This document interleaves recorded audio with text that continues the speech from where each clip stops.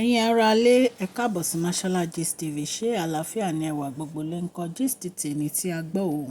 Wọ́n ní kábíyèsí, wọ́n ní wọ́n gba àṣẹ iléeṣẹ́ management ní ọwọ́ àǹtí wa R.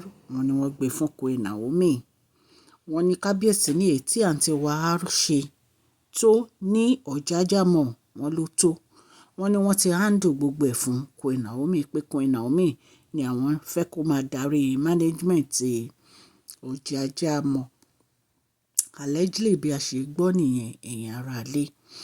Ẹ̀yin náà mọ̀ wípé àǹtí wa R wọ́n ní fashion week, èyí tí àdìrẹ fashion week, èyí tó jẹ́ pé àwọn ni olùdarí tó jẹ́ pé wọ́n ń bá kábíyèsí, wọ́n ń bá wọn ṣe olùdarí gbogbo àwọn àdìrẹ fashion week yìí ni.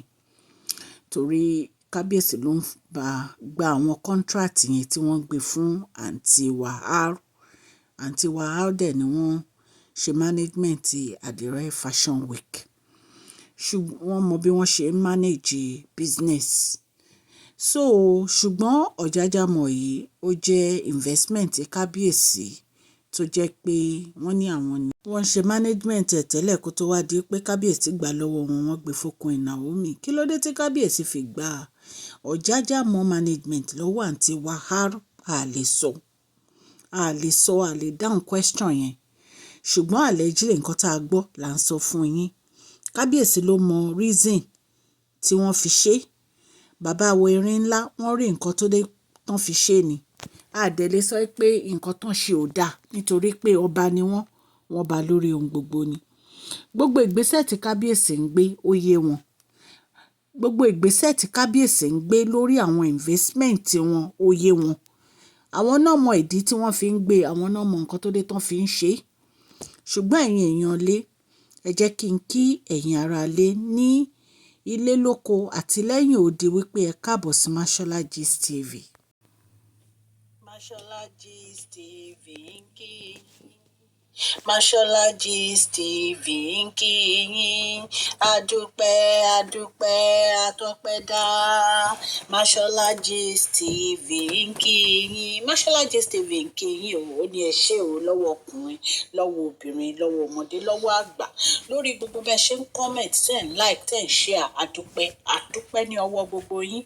Mashola Gist TV ń kí yín. Ẹ̀yin olólùfẹ́ wa, ẹ káàbọ̀ sí Mashola Gist TV.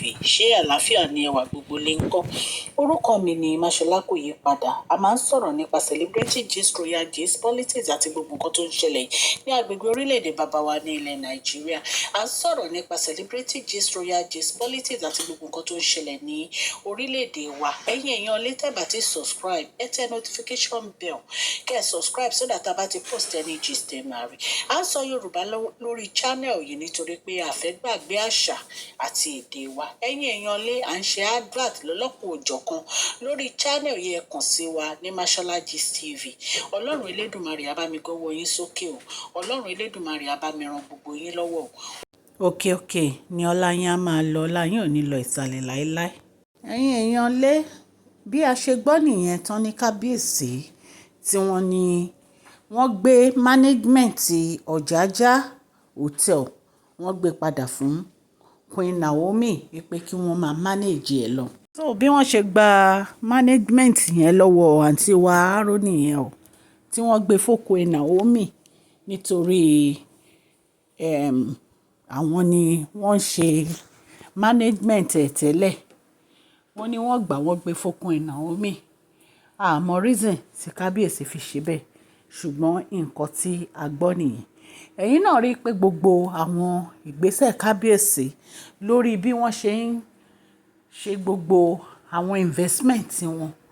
Ẹ̀yin náà rí i pé ó yẹ kábíyèsí nǹkan tí wọ́n fi ń ṣe bẹ́ẹ̀. Àwọn náà mọ ìdí tí wọ́n fi ṣe gbogbo nǹkan tán ṣe yìí. Ṣùgbọ́n wọ́n ní tí kò bá ní ìdí o, obìnrin ò ń jẹ́ kúmólú. So definitely ìdí tí kábíyèsí fi gbé ìgbésẹ̀ yẹn ó yẹ kábíyèsí. Ṣùgbọ́n bí a ṣe gbọ́ allegedly ni pé kábíyèsí ti gba management OJAJA lọ́wọ́ àǹtí wa R. Wọ́n ti gbé fún Queen Naomi wípé kí Queen Naomi kó máa ṣe management lórí ọ̀jájá mọ̀, wọ́n ní wọ́n gbé fún Queen Naomi. Ẹ dẹ̀ mọ̀ pé most of àwọn investment kábíyèsí náà ni Queen Naomi ti wá ń mójútó báyìí nítorí pé àwọn ni ìyálé, àwọn náà ni wọ́n ní láti ṣe gbogbo nǹkan tó yẹ kán ṣe lórí àwọn investment. So ọlọ́run elédùnmarè á máa ran kábíyèsí lọ́wọ́, ọlọ́run á máa wà pẹ̀lú kábíyèsí fún gbogbo ìfẹ́ tí wọ́n fi ń hàn sí Queen Naomi. A dẹ̀ ti sọ fún yín wípé restriction wọ́n ti fún àwọn olórí, ó ní ìgbà tí wọ́n lè wọ palace, wọn kàn lè wọ palace at any time tó bá wù wọ́n. Ìgbà tí kábíyèsí bá ní kán wá sí inú palace yẹn tó bá ní event nìkan náà lè wá. So a ní ká mú update management yìí wá fún yín ni. Ọlọ́run elédùnmarè á wà pẹ̀lú gbogbo etí tó ń gbọ́ mi o. Mo dúpẹ́ lọ́wọ́ yín o, òkè òkè ni ọlá yín á máa lọ o, ọlá yín ò ní lọ ìsàlẹ̀ o. Please share this video, like and subscribe. Ẹ má gbàgbé kẹ́ fún fídíò yìí ní thumbs up o. God bless you all.